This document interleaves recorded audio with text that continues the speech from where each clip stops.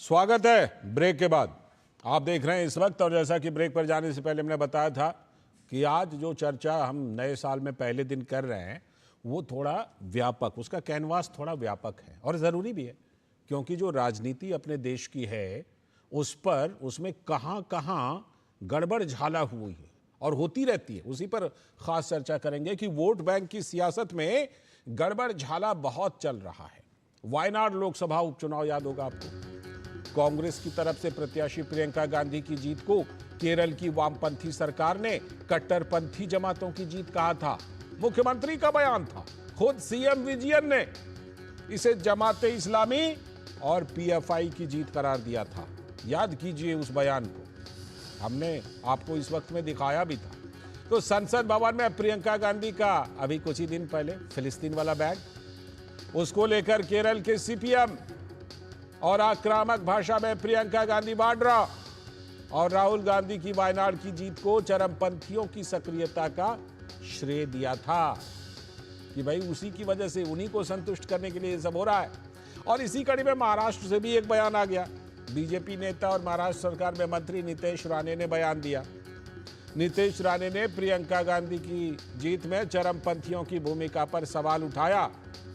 कहा वो तो उन्हीं को एड्रेस कर रही हैं जिन्होंने जिताया है। तो जाहिर है कि अब सीपीएम और कांग्रेस बीजेपी नेता के बयान की निंदा करते हुए इसे केरल की धर्मनिरपेक्षता पर हमला मान रहे हैं। पहले खुद क्या कहा था सीएम ने, वो भी याद कर लीजिए। लेकिन बड़ा सवाल यह है कि जब सीएम विजयन प्रतिबंधित पीएफआई की भूमिका को वायनाड चुनाव में उजागर करते हैं तब तो उनका स्टेटमेंट बड़ा सेक्युलर होता है, लेकिन अगर वही वाली बात नितेश राणे अपने अंदाज में कह दें तो सांप्रदायिक कैसे हो जाते हैं भाई। इस बीच कांग्रेस के नेता केसी वेणुगोपाल इसके लिए सीएम विजयन को ही दोषी ठहराते हैं, और वेणुगोपाल का मानना भी है कि इस विवाद की शुरुआत तो केरल की सीपीएम सरकार ने खुद की थी और अब विजयन मुस्लिम समुदाय को खुश करने के लिए बीजेपी को निशाना बना रहे हैं। लेकिन सीएम विजयन एक कदम और आगे बढ़ गए और अब मुस्लिम समुदाय को खुश करने के लिए हिंदू और सनातन परंपरा को कोस रहे हैं, कुछ नया नहीं कर रहे हैं वो। सीएम पिनराई विजयन प्रसिद्ध धर्मगुरु नारायण गुरु को लेकर उन्होंने एक विवादित बयान दे दिया है और विजयन का मानना है कि नारायण गुरु का तो सनातन से कोई लेना देना नहीं रहा है। विजयन पेरियार के सिद्धांतों को आगे बढ़ाते हुए कहते हैं कि सनातन वर्ण व्यवस्था का धर्म है, इससे जोड़ना संतों का अपमान होता है। तो वामपंथी सोच वाली जो ये सियासत है उसमें कभी हिंदू सनातन धर्म गुरुओं को शायद वो जान ही नहीं पाए, जिसने सनातन में कुरीतियों को लेकर समाज को जागरूक लंबे समय से किया है, लेकिन कभी इसे गाली नहीं दी सनातन को। अब सवाल यह है कि विजयन क्या दूसरे मजहब की कुरीतियों पर कभी कोई टिप्पणी कर पाएंगे क्या?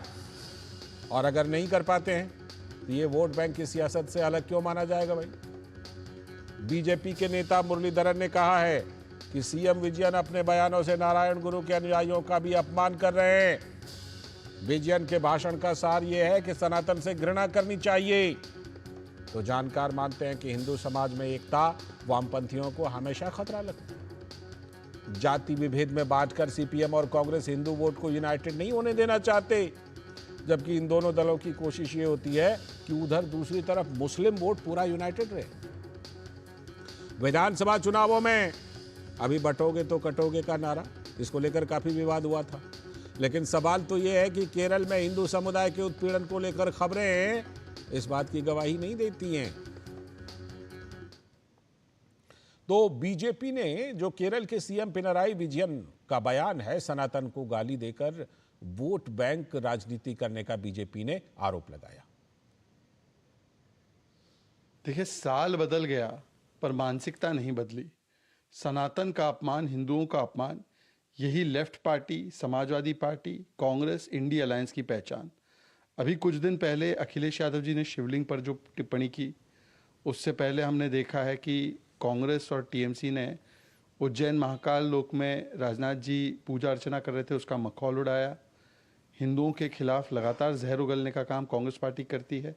और अब लेफ्ट पार्टी भी, क्योंकि उन्हें तुष्टीकरण की प्रतिस्पर्धा करनी है, वोट बैंक पॉलिटिक्स में आगे निकलना है, तो हिंदू और सनातन को दो गाली ताकि मिले वोट बैंक की ताली। इस श्रृंखला में जिस प्रकार की टिप्पणी मिस्टर पिनरई विजयन ने की है वो हूबहू उदयनिधि स्टैलिन की सनातन समाप्त वाली टिप्पणी या प्रियंक खड़गे की सनातन बीमारी है, इस प्रकार की टिप्पणी जैसी ही है। तो ये तो दक्षिण की बात हुई, लेकिन दक्षिण से उत्तर तक ये फैला हुआ है। इधर दिल्ली में भी आम आदमी पार्टी ऐसा ही कुछ कर रही है। पूर्व सीएम अरविंद केजरीवाल ने पुजारियों और ग्रंथियों के लिए सम्मान योजना की घोषणा की, तो इसको लेकर कांग्रेस के नेता संदीप दीक्षित ने कहा कि जब इमामों का बकाया पैसा ही नहीं दिया गया तो पुजारियों के लिए पैसा आएगा कहां से। कुछ दिनों से इमाम आपके घर के बाहर खड़े हुए हैं और देखिए, इमाम कोई आने वाली स्कीम नहीं है। सरकार जो है, जो ऐसे इमाम हैं जो उस तरह के स्कूल चलाते हैं, जो रिकग्नाइज्ड होते हैं, उनको तनख्वाह दी जाती है, तो उनको तो आप तनख्वाह दे नहीं पा रहे हो। वही नहीं, अभी मैंने डूटा की दिल्ली यूनिवर्सिटी टीचर एसोसिएशन की चिट्ठी देखी। 12 कॉलेज हैं दिल्ली यूनिवर्सिटी में जो दिल्ली सरकार चलाती है पूरी तरीके से, उसमें प्रोफेसरों को तनख्वाह नहीं मिल रही और आप नई नई स्कीम करो आप नई स्कीम, लेकिन फिर क्या भरोसा रहेगा जब अभी आप पैसा नहीं खर्च कर पा रहे हो, तो आगे चल के कहां से ये सब धन संपत्ति लाओगे? कुछ समझ में नहीं आ रहा आम आदमी पार्टी क्या कर रही है। तो वहीं जो ये योजना थी पुजारी ग्रंथि वाली, तो दिल्ली के पुजारियों ने भी आम आदमी पार्टी की योजना को नकार दिया। सारी घोषणाओं के बाद ऐसा लग रहा है कि जैसे दिल्ली में खजाना ही खजाना उड़ रहा है। हमें 18,000 निकलने चाहिए भैया। आपने 17 महीना से आपके जो आका हैं, हमारे मुसलमान आपके जो हैं, एक कोड जो बना के रखे थे, आज जब हिंदू एक हो रहे हैं तो आपको लग रहा है कि हमें हिंदुओं की जरूरत, ब्राह्मणों की जरूरत, ग्रंथियों की जरूरत पड़ रही है। हमें ऐसे नहीं चाहिए भैया।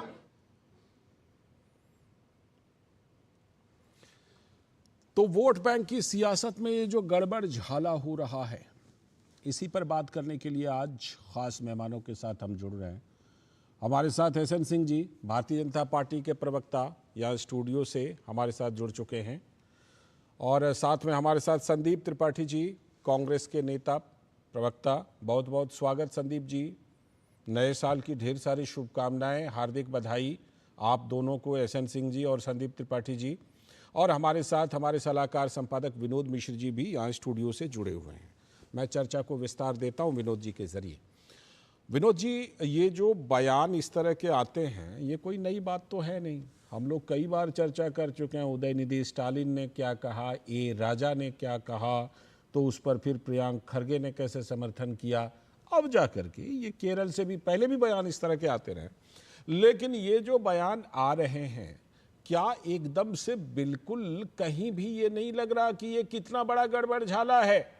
जब अपने को सूट ना करे तब प्रियंका गांधी जी वाड्रा के बारे में कह दो कि ये तो पीएफआई की जीत है, ये तो जमाते इस्लामी की जीत है, और जब सूट करे तो कहो नहीं नहीं नहीं नहीं, ये जो बीजेपी वाले यही बात जो बोल रहे हैं ना, ये कम्युनल बात है। यही कर रहे हैं क्या वहां पर केरल के सीपीएम वाले? लाल जी, आप इसको कह सकते हैं, आपकी की रिपोर्ट से आता हूं तो ये वोट बैंक के पॉलिटिक्स के सियासत में एक बैलेंस करने की कोशिश हो रही है। बैलेंस करने की कोशिश ये है कि वायनाड से जब प्रियंका गांधी जीत के आई थी और संसद में जब आपने प्रियंका गांधी के उस फिलिस्तीन वाले बैग को देखा था, तो शायद ये सीपीएम को लगा था कि प्रियंका गांधी एक कदम आगे बढ़ के पॉलिटिक्स कर रही है जी। तो जिस फिलिस्तीन को लेके वहाँ केरल में पीएफआई और बाकी जो जमाते इस्लामी के लोगों ने लगातार एक मोर्चा बनाया हुआ था, प्रोटेस्ट से लेके सब कुछ, तो सीपीएम को कहीं से लगा कि वो शायद वो पीछे हट रही है उस कंपटीशन में। प्रियंका गांधी ने लगातार ट्वीट करके और सब चीज़ों को बताते हुए केरल के जो वहाँ पे जमाते इस्लामी का और पीएफआई का जो मूवमेंट था, प्रतिबंधित संगठन का, उसको आगे बढ़ाया था। वायनाड में उसका फायदा प्रियंका जी को मिला। प्रियंका जी भारी मतों से जीत के आई थी। तो इसके बाद एक लगातार कैंपेनिंग सीपीएम की तरफ से शुरू हुआ। सीपीएम के पोलित ब्यूरो से लेके और सीपीएम के खुद चीफ मिनिस्टर तक ने ये कहा कि ये जो जीत है वायनाड से प्रियंका गांधी की, वो दरअसल जीत जमाते इस्लामी और पीएफआई की जीत है जी। कि वो प्रतिबंधित संगठनों से समर्थन लेके ही प्रियंका गांधी ने ये कामयाबी ली है।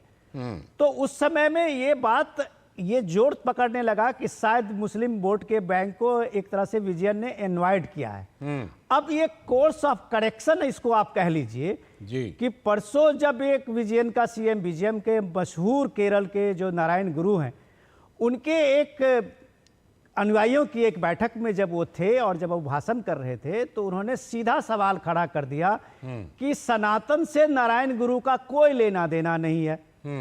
नारायण गुरु तो एक तरह से सनातन के खिलाफ में ये सारी चीजें किए थे। सनातन को एक तरफ से वो बताते हुए आगे बढ़े कि विजयन का मानना है कि सनातन तो वर्णों का एक व्यवस्था है, वो एक वर्ण वाली पार्टी है और वो एक तरह से निंदनीय है, इसलिए सनातन को एक तरह से उन्होंने धिक्कार देते हुए आगे बढ़ रहे थे। अब सवाल ये है कि अचानक ये जो मूड बदला है विजयन का, और विजयन जो यू टर्न लेते हुए सीधे सनातन को ही एक निशाना बनाते हुए जो एक दूसरे जमात को खुश करने में लगे हैं, तो सवाल तो उठेगा ही। तो बीजेपी ने इसका, केरल बीजेपी ने इसका कड़ा विरोध किया है। केरल बीजेपी ने कहा है कि जो काम कांग्रेस अभी तक वहां कर रही थी तमिलनाडु से चलते हुए कर्नाटक में, सनातन को बीमारी, डेंगू, मलेरिया, सब क्या क्या बताए जा रही थी, वही काम अब विजयन ने केरल में किया है। तो उन्हें कहा कि आप जो लोगों को बता रहे हो कि सनातन घृणा करने वाली ये है, धर्म है, तो आप कम से कम ये ऐसा अनुशंसा और ऐसी चीजें किसी दूसरे धर्म में करके तो देखो कि जिसमें कई कुरीतियां हैं, जिसमें के कारण पिछड़ा हुआ समाज है, जिसके कारण अशिक्षा है, तो एक बार आप दूसरे धर्म के बारे में भी करके देखो। बिल्कुल। तो ये सनातन को ही लेके आपका ये पूरे प्रोग्रेसिव थॉट कैसे आ जाता है? तो ये सीधा सीधी जो काउंटर बैलेंस है, ये केरल में सीपीएम करने की कोशिश की है। लेकिन गंभीर सवाल तो ये है लाल जी, ठीक है, कि ये वामपंथी बुद्धिजीवी जो इस देश में लगातार चला रहे हैं इस मूवमेंट को, कि सनातन को आप एक तरह से इस तरह से व्याख्या करते हैं, तो कम से कम अभी योगी जी जो महाकुंभ का आयोजन कर रहे हैं इस बार प्रयागराज में, तो वहां आना चाहिए और सनातन को दरअसल समझना चाहिए कि सनातन है क्या। और मैं तो उन सारे बुद्धिजीवियों को कहता हूं कि अगर सनातन को समझना है, सनातन धर्म को समझना है, संस्कृति को समझना है, तो आपको एक बार प्रयागराज कुंभ जरूर आना चाहिए। तब शायद आपके दिमाग में ये जितने पूर्वाग्रह हैं, वो शायद पूर्वाग्रह के बादल छटेंगे। बिल्कुल, ये पूर्वाग्रह के बादल छटेंगे। और सनातन क्या है, मुझे लगता है सनातन ऐसी टिप्पणियों के अधीन है नहीं। ठीक है, सनातन किस तरह सनातन है वो लोग देख रहे हैं और फिर उसका नज़ारा दिखेगा भी। लेकिन संदीप जी, थोड़ी सी चुनौती बढ़ गई है। जो लग रहा था संदीप जी कि केरल में जो चुनाव होने वाले हैं, तो उसमें सीपीएम ने थोड़ा सा मैदान छोड़ा और उस तरह की टिप्पणी करके कि ये पीएफआई की जीत है, जमाते इस्लामी की जीत है। लेकिन अब लगता है वो वापस उस पर आ रहे हैं, वापस आ रहे हैं, तो कांग्रेस की मुश्किल बढ़ेगी। अब कांग्रेस ऐसा क्या करेगी जबकि वो वोट बैंक सीपीएम के पास वापस ना जाए? बताइए, क्या ऐसा करेंगे? कांग्रेस का अगला कदम क्या होगा? कैसे जवाब देंगे पिनाराई विजयन को और सीपीएम को? संदीप जी। लालचंद जी, नववर्ष की आपको, आप डीडी न्यूज के दर्शकों को, समस्त देशवासियों को नववर्ष की ढेर सारी शुभकामनाएं बहुत कांग्रेस पार्टी की और अपने तरफ से मैं देता हूं जी। बात अभी आपने कही कि एक धर्म की राजनीति पर आपकी क्या टिप्पणी है, आपकी क्या सोच है। मैं आपकी बहुत सारी डिबेट में ये बात लगातार कहता हूं कि कांग्रेस धर्म और जाति की राजनीति नहीं करती है और इसका हमने नुकसान भी झेला है, मंडल के जो है समय भी और कमंडल के समय में भी। वही वजह रही कि उत्तर प्रदेश जैसा राज्य हम यहाँ पर सत्ता में नहीं आ पाए। लेकिन हमने कभी भी इतने दिन सत्ता से बाहर रहने के बाद भी धर्म और जाति के राजनीति का अपना हथियार नहीं बनाया। अब अभी विनोद जी ने कहा कि कुंभ योगी जी करा रहे हैं, बिल्कुल नहीं, कुंभ कोई कराता नहीं है।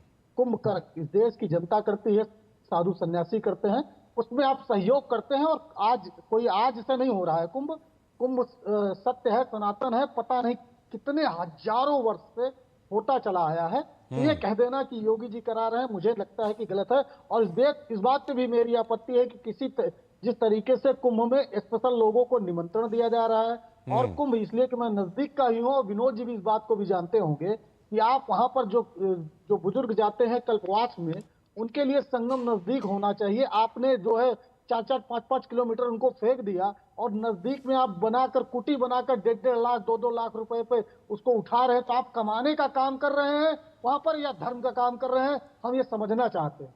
कहीं वही मॉडल तो आप नहीं अपनाते हैं कि मंदिरों को तोड़ते हैं जो है काशी में, और उसके बाद 300 रुपए दर्शन का आप लेते हैं, 2100 रुपए जो है आप वहां पर रुद्राभिषेक का लेते हैं, अलग अलग पूजा का आप विधान बनाकर 1-1 लाख रुपए तक आप वहां पर वसूली करते हैं, और अंग्रेजी कंपनियों को देते हैं वहां पर रिहायशी जो कॉरिडोर बना है उसको उसके संचालन की जिम्मेदारी अच्छा, देते हैं। कुंभ की वही व्यवस्था काम पर आप बाद में बात राम कर मंदिर लेंगे हम लोग। नहीं सर, बात यह है धार्मिक राजनीति का विषय, और धार्मिक होना या ना होना होता क्या है सर। हम बताते हैं कि कैसे हम सनातन के लिए या अपने धर्म के लिए या देश की संस्कृति के लिए काम किया। 2008 में सर गंगा नदी घोषित हुई राष्ट्रीय नदी, कोई हो हल्ला हमने किया, कोई प्रचार किया क्या? हमने बताया कि हम सनातनी है इसलिए राष्ट्रीय नदी घोषित कर रहे हैं? सर और मैं बता रहा हूँ सर, और बताता हूँ 2009 में मैं ये गुजारिश कर रहा था कि सनातन के प्रति जो आपका कमिटमेंट है उस पर हम लोग कर लेंगे बात कि कितना धर्म कितनी जाति की राजनीति कौन कर रहा है। मैं ये कह रहा था कि जो केरल में जो ये नई चुनौती सीपीएम और पिनराई विजयन दे रहे हैं, इससे कैसे निपटिएगा? क्योंकि ऐसा लग रहा था कि उन्होंने बीच में मैदान खाली किया था आपका, ताकि जो है मुस्लिम वोट बैंक आपको बिल्कुल मिल जाए पूरी तरह, लेकिन अब फिर से वो वापस उस पर आ रहा है। हम वही पहुंच रहे हैं, वहीं सर केरल पहुंच रहे हैं सर। बस संगम में थोड़ा सा 2 मिनट आधा मिनट और रहूंगा। तो सर जिस तरीके से हमने गंगा नदी को राष्ट्रीय नदी घोषित किया, हमने 2009 में सर पहली बार दीपावली मनाई गई है व्हाइट हाउस में। दीपावली पर्व उस समय बहुत सारे देशों में हमने मनवाया, तो हमने क्या उसका ढंढोरा पीटा? नहीं पीटा। लेकिन भारतीय जनता पार्टी आप फिर से कुंभ के आसपास घूम रहे हैं। नए के हिंदू बन रहे हैं आम आदमी पार्टी के लोग, ये हिंदू की बात तो करते हैं। ठीक है, मैं अब एसएन सिंह जी को जरा लाता हूं चर्चा में। एसएन सिंह जी बताइए। नहीं है। अब आते हैं सर केरल पे। सर आप 1.5-2 मिनट के आसपास, मुझे लगता है प्रयागराज के बड़े नजदीक रहते हैं संदीप जी, इसीलिए प्रयागराज पर बोलते रहे। ठीक है, दूसरे दौर में बोलिएगा। एसएन सिंह जी बताइए। एसएन सिंह जी, वहां से जिस तरह की बातें आ रही हैं, मुझे लगता है कि बीजेपी ने, जहां तक मैं समझ पा रहा हूं, केरल में एक तीसरा कोना खड़ा करके आपने केरल की राजनीति में ना एक कंपन सा ला दिया है, इसीलिए इधर से उधर लोग शिफ्ट कर रहे हैं, चाहे पिनराई विजयन हो या कांग्रेस। नहीं, देखिए एक चीज तो स्पष्ट है कि बिना सनातन के किसी का काम चलना नहीं है। हाँ, वो हाफ टाइम तक सनातन को गाली दीजिए और बाद में वो चुनाव के समय में नकली हिंदू बन जाइए। चाहे राहुल गांधी जी को भी आप देखते हो, केजरीवाल जी को भी देखते होंगे, और बहुत सारे ऐसे लोग हैं जो सनातन को डेंगू मलेरिया कहते हैं और बाद में सनातन के तमाम ऐसे धार्मिक जगहों पर जाके अनुष्ठान करते हैं। अब मैं आता हूं कि होता क्या है। देखिए, वो आजादी के पहले भी और आजादी के बाद भी देश में 2 विचारधारा काम कर रही थी। एक विचारधारा जिसको आप सनातन को लेके चलेंगे, सनातन मतलब शाश्वत, सनातन माने जो सबको, सर्वे भवन्तु सुखिनो, जिसमें जटायु भी हैं, जिसमें सबरी भी है, जिसमें बानर भी है, भालू भी है, वृक्ष भी है, राम भी है, कृष्ण भी है, वो सनातन है जो सबको लेकर चलता है। एक दूसरी विचारधारा आती है जो विस्तारवादी विचारधारा होती है, जो तलवार के दम पर अपने धर्म का विस्तार करती है, लोगों का गला काटती है, सताती है। तो भारत के बहुत सारे लोग वो बंटवारे के बाद भी उस विचारधारा के साथ खड़े रह गए कि भाई हम हाफ टाइम तक सनातन को मानेंगे, जब जब आवश्यकता पड़ेगी पीकन चूत के हिसाब से, और बाद में हम सनातन को हिंदू, डेंगू, मलेरिया क्या क्या कहते रहेंगे। कांग्रेस के मित्र ने कहा हमने धर्म नहीं कहते, हम आज उसी पर लेकर चलते हैं, केरल पर ही चर्चा करते हैं। भाई केरल में जो बयान आता है वो वहीं से नहीं आता है। इसके पहले भी आप ये कह रहे थे कि हम धर्म पे बात ही नहीं करते, इस नाते मैंने कहा राहुल गांधी जी कहते हैं हिंदू हिंसक होते हैं, दूसरे किसी धर्म पे कोई टिप्पणी की हो तो आप बता दीजिए, नहीं करेंगे। वो कहते हैं कि हिंदू लड़के मंदिर लड़कियां छेड़ने जाते हैं, किसी धर्म पे टिप्पणी किए हो तो बता दें। इन्होंने कहा हम धर्म की राजनीति ही नहीं करते हैं। भाई आप एक धर्म की नसबंदी, दूसरे धर्म की खुलबंदी की योजना आप ले आते हैं, एक धर्म को बार बार रिजर्वेशन देने की बात करते हैं जो संविधान में है ही नहीं है, एक धर्म की शिक्षा ले आते हैं बदल के, एक धर्म की शिक्षा नीति ले आते हैं। तो मैं कह रहा हूं ये, और लास्ट में मैं यहाँ पे डंके की चोट पर कह रहा हूं और चुनौती दे रहा हूं कि ये कह दें कि जितने लोग सनातन को मानते हैं उनका वोट कांग्रेस को नहीं चाहिए, अगर आज ये कह दें। अगर सनातन का वोट चाहिए तो सनातन को आहत करके, सनातन को गाली देकर मुझे नहीं लगता है वो कह कि रहे हैं हम देश आहत में नहीं कोई करते। राजनीति कर पाएगा। अब ये आ रहे थे मंदिर तोड़ा कौन और मस्जिद तोड़ा कौन। साहब, जो सरकार नहीं उसमें शामिल थी, जिसपे आप आरोप भी नहीं लगा सकते थे, उस हिमाचल, मध्य प्रदेश, राजस्थान की सरकार आप गिराते हैं। तो मुझे लगता है कि आपको सोचना और समझना होगा कि बात उठ रही थी केरल से, कि केरल में कहा गया कि आदरणीय प्रियंका गांधी जी क्या पीएफआई के समर्थन के नाते, क्या मुस्लिम लीग के समर्थन के नाते, क्या आतंकवादियों के समर्थन के नाते जीती है, जैसा लेफ्ट कह रहा है, जैसे लेफ्ट के लोग करें, आप स्वीकारिए या न करिए, लेकिन आप सनातन पर चले गए, क्यों सनातन पर जाते हैं? संदीप जी का आप स्वीकारिए या मना कर दिया, आप कहिए कि लेफ्ट गलत है। संदीप जी एक लाइन का काउंटर कीजिए। यशवंत जी ने कहा कि आप कह दीजिए कि सनातन का वोट नहीं चाहिए। भैया हम कब कैसे कह सकते हैं? हमने बताया तो हम तो अपने काम बताते हैं सनातन के लिए। आप नहीं बता पाओगे। हम 16 राज्यों में गोरक्षा अधिनियम लागू किए, गंगा नदी को राष्ट्रीय नदी घोषित किया, और गौ माता को राष्ट्रीय जो है वो घोषित कर दिए राष्ट्रीय माता। क्या दिक्कत है? क्या करते हैं? आप जाइएगा गोवा में, कहिएगा भी पूरी उपलब्ध रहेगी। ये मनोहर पर्रिकर जी आज नहीं है दुनिया में। अरे कहाँ लेके चले गए आप? क्या क्या कर रहे हैं? साधुओं को गोलियों से भूनने का काम आप करते हैं, हिंदुओं को हिंसक आप बताते हैं, हिंदुओं को आतंकवादी आप कहते हैं, राम और रामेश्वरम पर सवाल आप उठाते हैं। कौन कहा? भैया जाके किसी मंदिर में आप लिखते हैं कि मेरा धर्म ही हिंदू है, मेरा धर्म हिंदू है ही नहीं है। दोनों चीजें आप करते, कौन मना किया है? आप एक को स्वीकारेंगे ना, आप एक को, धर्म सभी बराबर है, धर्म सभी अच्छे हैं। आप ही नहीं डिसाइड कर पा रहे हैं कि आप किस धर्म के हैं, ना आपके नेता डिसाइड कर पा रहे हैं कि आप किस धर्म के। आज पूछा जा रहा है कि केरल के जो मुख्यमंत्री ने कहा आदरणीय प्रियंका जी के लिए कि उन्होंने आतंकवादियों का साथ लिया, आतंकवादियों के साथ के नाते जीती, हाँ कि ना, यही तो पूछा जा रहा है। कहां कहां की बातें आप कर रहे हैं? आप कहिए कि केरल के मुख्यमंत्री ने गलत कहा। ठीक है, मैं लौटता हूं, मैं आप सभी के पास लौटूंगा। संदीप जी आपके पास भी लौटूंगा।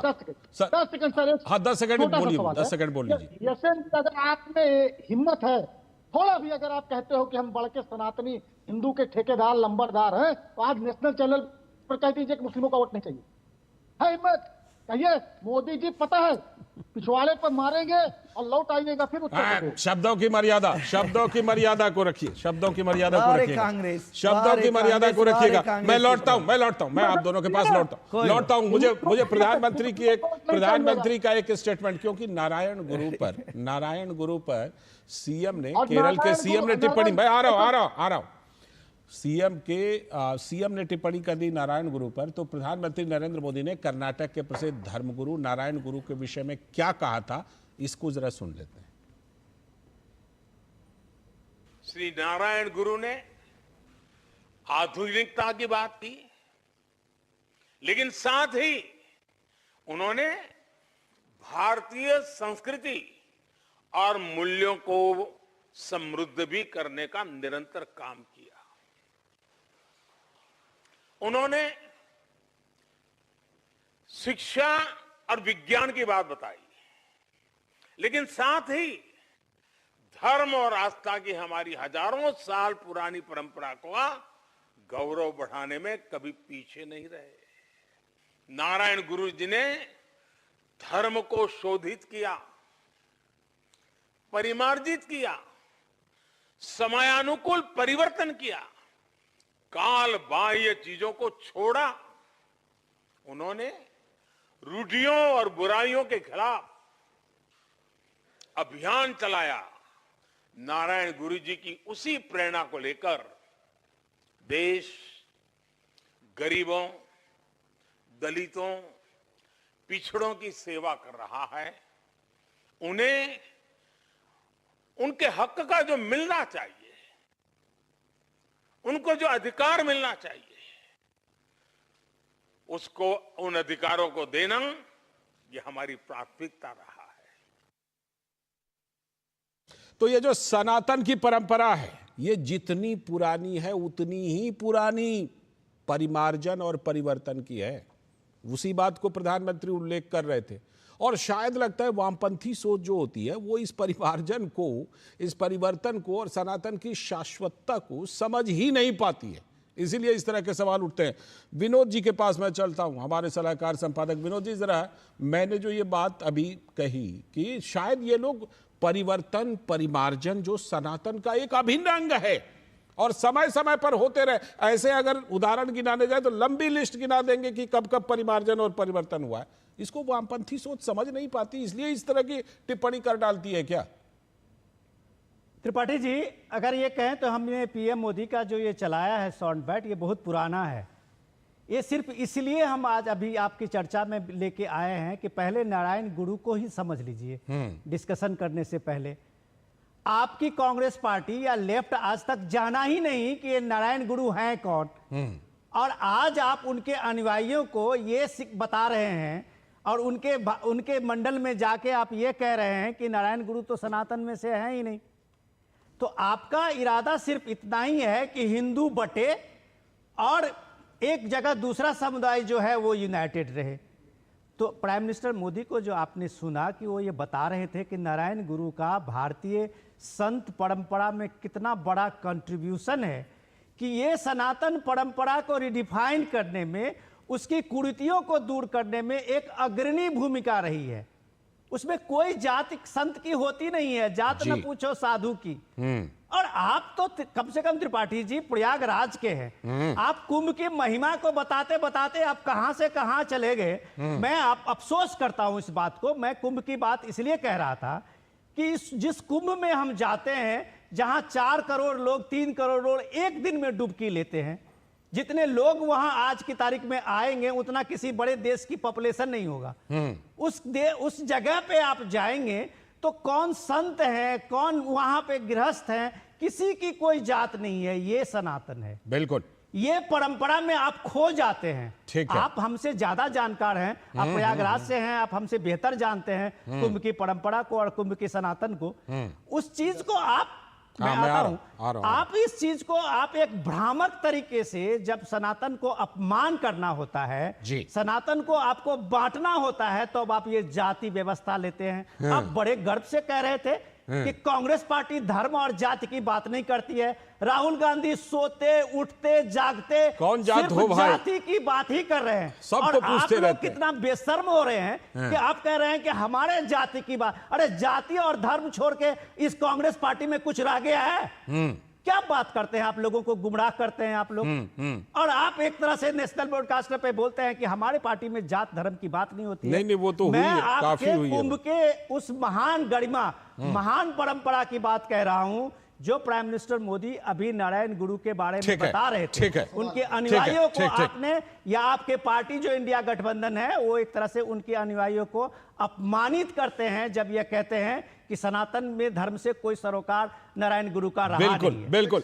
हाँ, 10 सेकंड आप बोल लीजिए, फिर 10 सेकंड के बाद आ रहा हूं संदीप जी। संदीप जी की मर्यादा आपने देखा, संस्कार देखा, विचार देखा, व्यवहार देखा, सब आपके चैनल पर दिखा। मैं कह रहा हूं ये सनातन को मानने वाले लोग हैं, तो सनातन का सबसे बड़ा केंद्र भगवान राम है और भगवान कृष्ण है। इनके 3-3, 4-4 प्रधानमंत्री हुए और वर्तमान में भी बड़े हमको तो लग रहा है सब लोग भारत में ही रहते हैं।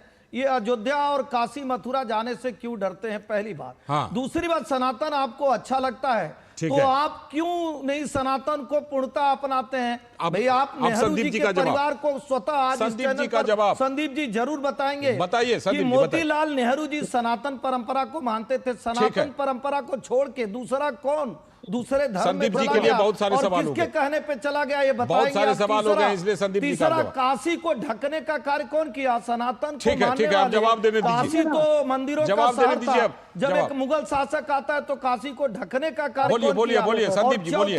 जो संगम की बात करते हैं कि संगम लोग अपने आप से जाते हैं, लास्ट वाला, संगम लोग अपने आप से जाते हैं, सरकार व्यवस्था प्रदान करती है। बिल्कुल, व्यवस्था तो करनी, सही बात है। चूक हो जाएगा तो आप कहेंगे सरकार ने क्या किया।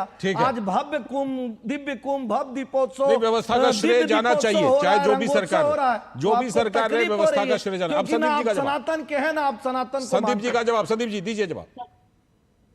नहीं, बड़ी मजेदार बात कही यशन जी। जिस तरीके से अभी आपने कहा और सवाल खड़े किए, मैं सिर्फ एक उदाहरण नहीं, हजारों उदाहरण सनातन पर दे सकता। अरे मैंने पूछा राम पे, बताइए ना, भगवान राम के मंदिर गए क्या? जवाहरलाल नेहरू जी गए क्या? स्वर्गीय इंदिरा गांधी जी गए क्या?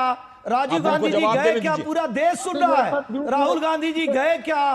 प्रियंका गांधी जी गई जवाब क्या? देने दीजिए, और जवाब नहीं देने गई दीजिए तो मुझे। क्यों नहीं गई? नहीं सर, भाई, एसएन सिंह जी, मुस्लिम एसएन धर्म को सिंह जी, मानने वाले मक्का मदीना एसएन जानते सिंह हैं जी, ना। एसएन हिंदू सिंह धर्म को मानने वाले संदीप अयोध्या जी जाएंगे हमारे ना। साथ जूम बोले, पर बोले संदीप जी बोल के भी बताएं। जो जिस धर्म को मानता है, अपने आस्था, अपने ईश, अपने जगदीश के पास जाएगा ना। आज बताएं क्यों नहीं जाते हैं? जाना चाहिए, मैं तो कह रहा हूं, स्वागत है। आप बताइए, इधर उधर की बातें नहीं होगी। आप बताइए, जो जिस धर्म को मानता है उस धर्म के अपने ईश और जगदीश के जगह पे जाता है ना। आप अयोध्या और काशी मथुरा क्यों नहीं जाते हैं? आप बताइए यहाँ पे। चलिए आप बोल लीजिए, हम बोलेंगे। अरे मैं तो सवाल पूछ रहा हूँ, आप नहीं, जवाब दूसरे दीजिए, तरफ जा रहे हैं। जवाब दीजिए। संदीप जी जवाब मैं चुप हूं, दीजिए। जवाब दीजिए। संदीप जी जवाब दीजिए। पर भगवान राम जी जब आए हैं इस धरती पे, उसके पहले भी सनातन था। अरे ये आप आप क्यों जान नहीं जाते लीजिए। हैं? फिर इधर उधर जा रहे हैं संदीप जी। संदीप जी, क्या कांग्रेस पार्टी आपको बाहर कर देगी? तो उससे पहले क्या सनातन कांग्रेस था, पार्टी इसका आपको- मतलब क्या आप क्यों भगवान नहीं राम जाते के हैं? मंदिर आज में नहीं सवाल पूछा जाएंगे? जा रहा है। आप बता के जाइए।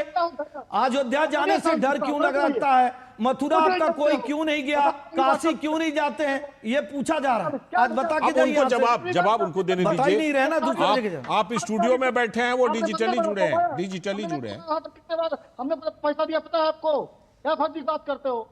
अता पता कुछ है नहीं, बस आ गए ये। अरे हम बता रहे ना हम क्या क्या किए हैं। सुनिए ना, सुनना सीखिए।